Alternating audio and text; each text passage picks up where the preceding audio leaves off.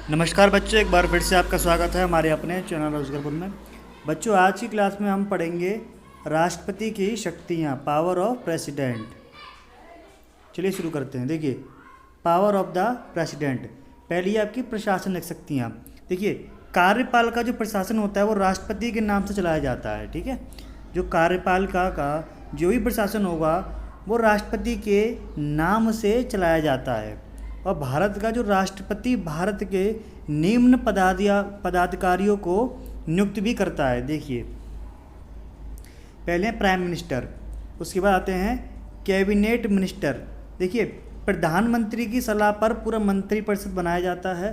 ठीक है, राज्यों के राज्यपाल, हाई कोर्ट और सुप्रीम कोर्ट के जजेस, भारत के महान्यायवादी, भारत के महाधिवक्ता, ठीक है, और नियंत्रण महालेखा परीक्षक, संघ लोक सेवा आयोग का अध्यक्ष तथा अन्य सदस्यों की नियुक्ति भी यही करते हैं।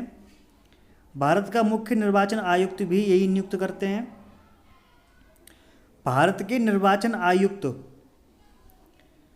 वित्त आयोग का अध्यक्ष भी यही नियुक्त करते हैं।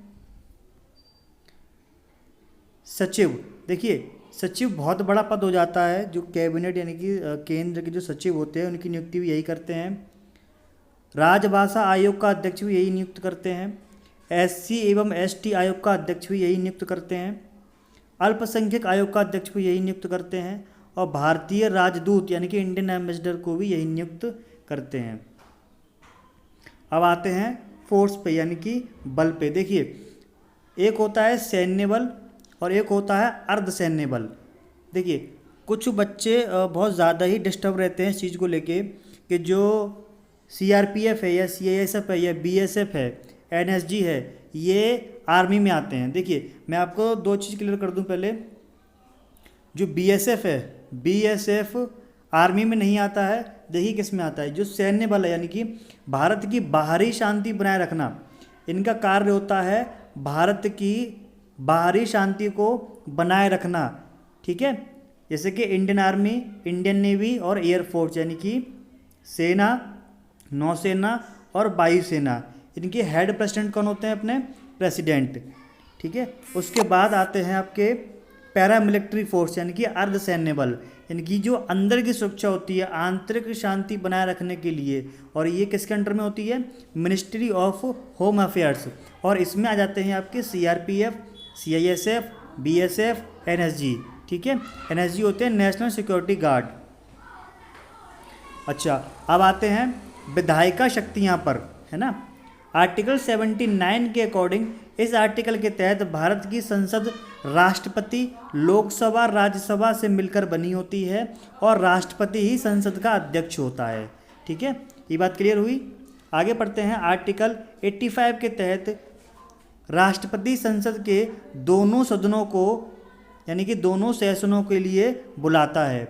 दो सत्रों की जो बीच की अवधि होती है वो 6 महीने से ज़्यादा नहीं होती है और वह लोकसभा को भंग भी कर सकता है। ठीक है, लोकसभा को भी भंग कर सकता है।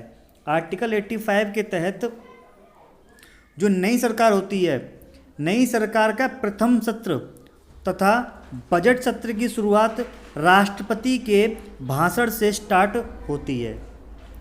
चलिए, आर्टिकल 108 के तहत जो राष्ट्रपति होते हैं संसद के दोनों सदनों के संयुक्त अधिवेशन यानी कि जॉइंट सेशन के लिए बुला सकता है जब कोई बिल पास ना हो। ठीक है, जो भारत का राष्ट्रपति है एक विधेयक को एक ही बार वापस कर सकता है रिव्यू के लिए, मनी बिल को छोड़कर, क्योंकि ये पेश होता है प्रेसिडेंट की अनुमति चाहिए होती है। अब आते हैं बच्चों वीटो पावर। वीटो पावर क्या होती है? देखिए, वीटो पावर, एब्सोल्यूट वीटो।